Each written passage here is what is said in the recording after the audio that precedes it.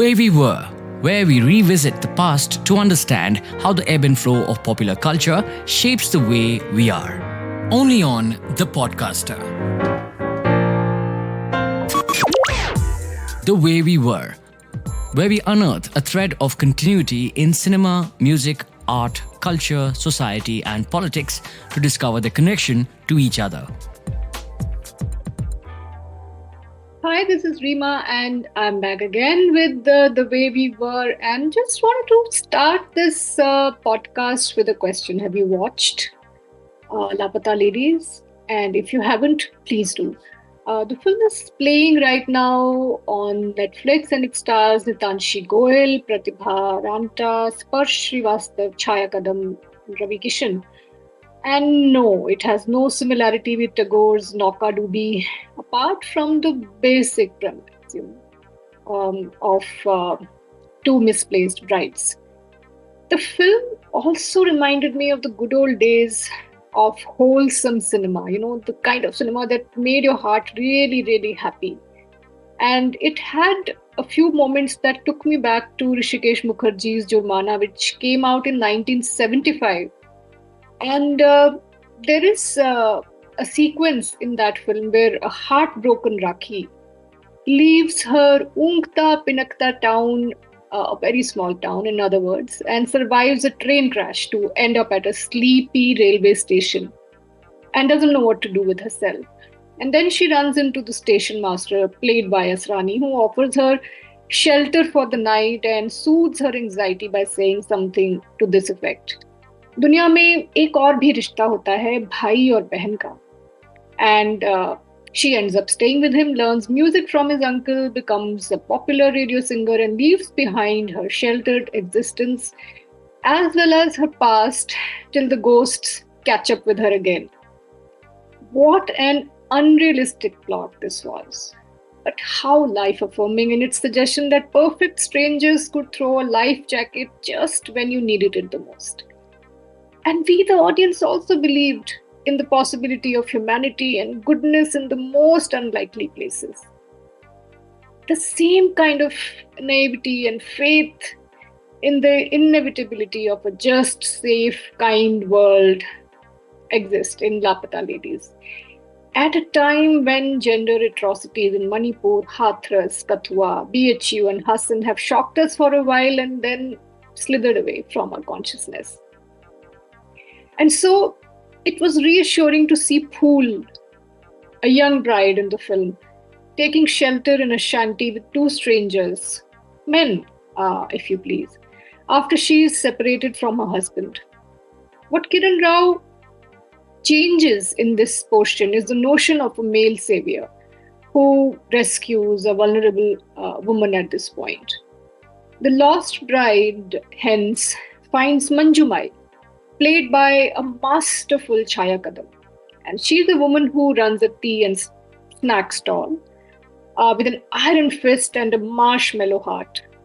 And Mai not only makes Phool see the world beyond her ghungat, the extent of her ignorance, her lack of agency, but also employs her, lets her taste the joy of earning her own money, and helps her to discover that more than compliance and docility, parents need to inculcate in their daughters resourcefulness and self-confidence.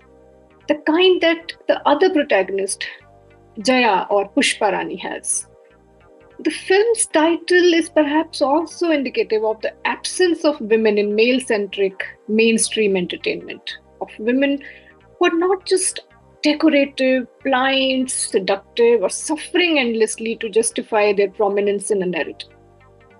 If you want to see how differently men and women portray female characters, watch Imtiaz Ali's She and Maria Schrader's, I hope I'm pronouncing her name right, her film called She Said. The woman in She is a manipulated, sexualized, brutalized being who finds her power in seduction. And She Said is the story, a real story, of two mothers who are also journalists who together write a piece that ended Harvey Weinstein's reign of horror and abuse. Laapataa Ladies I found to be also pathbreaking in its intention to portray ordinary women as heroic. So they don't have to go through great degradation, oppression, and pain in order to qualify for greatness. They're not sacrificial mothers, avenging angels, or preoccupied with men or children. Manjumai has in fact chosen to be alone because she doesn't feel obligated to give her earnings or her agency away to her family without receiving even basic respect. The younger women also choose the paths in the film that make them the happiest. Feminism here is articulated by women as the freedom to be who they really are. And like she said, and unbelievable, another beautiful, powerful series on Netflix. This film also celebrates a rare thing in mainstream storytelling: sisterhood. And so the matriarchs in the film, who are always otherwise bickering, say to each other in the end if they can be friends, like the younger women in the family. Without screaming from rooftops, Laapataa Ladies conveys how powerful, protective, and transformative female friendships and sisterhood can be. The genial policeman who turns the tables on an abusive husband in the end is a very obvious cinematic punch that was fun to watch, but perhaps doesn't belong in reality and belonged possibly in a Rishikesh Mukherjee film, where perhaps a Shatrughan Sinha would have played him. It didn't really ring true, but then perhaps the audience needed to also meet a man without, or rather with some amount of power, who didn't misuse it. Perhaps a fairy tale ending that seems improbable was essential to remind young women on the margins that they too can find themselves if they are lost or have misplaced their power. And that brings me to Sanjay Leela Bhansali and Hira Mandi, another tale of endless suffering for women. And I have not watched it and I don't intend to, but I'd like to just talk a little about the difference between how somebody like a Bhansali and a woman director, treats stories about women.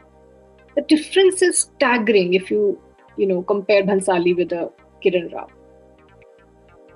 But let me just speak a little about Bhansali's work, because we've already spoken about or discussed Kiran Rao's work. There is very little originality in Bhansali land. If you really, really look closely, he's a revisionist, so to speak. He wants to be Guru Dutt, he wants to be Bimal Roy, K. Asif and Kamal Amrohi, and his filmography is packed with reference points from the past. His second film, Hum Dil De Chuke Sanam, revisited Wo Saat Din. Devdas was a more ornate remake of Bimal Roy's very Spartan version. Black was inspired by The Miracle Worker. Guzarish drew heavily from the 2004 Spanish film The Sea Inside. Bajirao Mastani had visual references from Mughal-e-Azam. And his latest Gangubai Kathiawadi, though a strong cinematic piece in its own right, somehow forgot to pay its debt to Shyam Benegal's 1983 classic Mandi, where themes of sisterhood, displacement, and societal hypocrisy were explored very, very effectively. So, another long-standing theme in Bhansali cinema is the glorification of female suffering and the necessity of women's sacrifice of some kind for a cause that is supposedly larger and more significant than their happiness. Except for Annie in his debut film Khamoshi the Musical, most of his female protagonists have been denied fulfillment and their sexuality has almost been erased. Take Gangubai, for example. She's a force of nature, but even she must give up the one man who truly loves her to commit to the women who depend on her. Sure, in the era of toxic heroes, Gangubai and her repartee, her self-possession and fearlessness were riveting. Alia Bhatt did give us a towering performance, and I was also glad that a woman-led film won not just critical acclaim, but drew huge crowds and was the top non-English film on Netflix globally. But do watch Mandi to see in retrospect just how path-breaking it was thematically and how brave.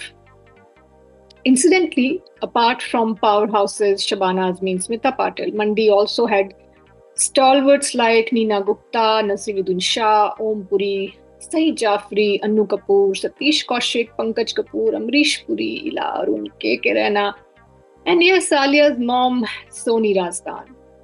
With dialogues by Satyadev Dubey and Shama Zaidi, this story by Ghulam Abbas may still be the most definitive take on women who cannot be robbed of their humanity, their laughter, and their imperishable light, even by extreme debasement and dehumanization.